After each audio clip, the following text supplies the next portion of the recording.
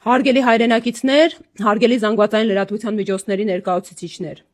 հրատապ եթեր հրավիրում եմ ձեր ուշադրությունը։ Հայաստանում այլևս վտանգված է ժողովրդավարությունը։ Հերթական կարմիր գիծը հատեցին, ու այդ կարմիր գիծը հատում են, որովհետև վախենում են իրենց աթոռի կորստից։ Ազգային ժողովում քաղաքացիական պայմանագիրը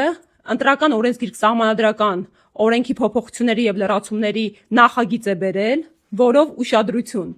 արգելում են կուսակցությունների դաշինքների կողմից անձնանունների կիրառումը։ Կռիվ տվեցիք Սամվել Կարապետյանի նկարների հետ, հիմա կռիվ եք տալիս անվան հետ, չի ստացվելու, որովհետև կա մի բացարձակ ճշմարտություն եւ մեր քաղաքական ուժը կռիվ է տալիս այդ ճշմարտության վերականգնման համար։ Հայաստանի Հանրապետությունում իշխանության աղբյուրը ժողովուրդն է եւ անկախ այն իրավիճակից,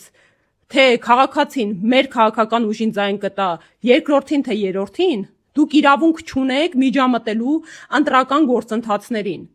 Վենետիկի հանձնաժողովը ունի ընտրական գործընթացների հետ կապված լավագույն վարքագծի կանոնագիրք, որով արգելվում է ընտրական գործընթացից 1 տարի առաջ ժամկետում որևէ միջամտություն եւ փոփոխություն ընտրական օրենսգրքերում, որպեսզի կայուն եւ կանխատեսելի լինի ընտրական օրենսդրությունը եւ ընտրական կանոնակարգումները։ Հիմա դուք ինչ եք անում։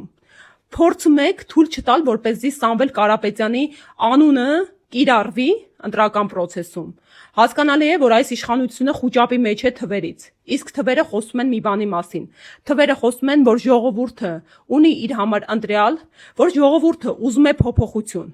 Եվ ինչ են անում։ Փաստերով խոսենք, մարտի 31-ին կնքվել է դաշինքը եւ հայտարարվել է, որ մենք ուժեղ Հայաստան կուսակցությունը այլևս ընտրական գործընթացներին մասնակցելու ենք որպես ուժեղ Հայաստան Սամվել Կարապետյանի հետ դաշինքով։ Ապրիլի 13-ից կենտրոնական ընտրական հանձնաժողովը մեկնարկում էր փաստաթղթերի ընդունելությունը քաղաքական ուժերի, որոնք մասնակցելու են գործընթացներին։ Այս քաղաքական ուժը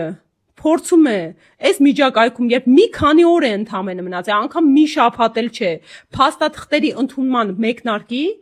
այսպիսի բացահայտ միջամտություն թույլ տալ եւ խախտել խաղի կանոնները։ Սա կրկին ընդգծում եմ,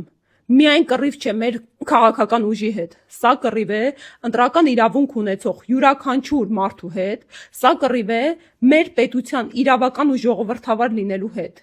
Մի բան են հակառակորդից սովորել, գնալով խախտում են այդ իրենց հռչակած ժողովրդավարության բաստիոնի սկզբունքները։ Հայեր ջան, կոչ եմ անում, բոլորդ հիմա բարձրաձայնեք։ Վաղը տեղի է ունենալու հերթական ապօրինությունը մեր երկրում, իրենք հրավիրում են ազգային ժողովի արտահերթ նիստ, որը մեր երկրի համար անթույլատրելի է։ Կոչով դիմում եմ նաև միջազգային գործընկերներին։ Խուսափում եք ու վախենում եք փոփոխություններից, բայց հայ ժողովուրդը արդեն կատարել է իր ընտրությունը։ Հայաստանը ունենալու է նոր վարչապետ, այդ վարչապետը լինելու է Սամվել Կարապետյանը, ու ինչքան է նման միջամտություններ թույլ տաք, չեք հաջողելու։ Փոփոխությունները գալիս են եւ սпасել չեն տալու իրեն։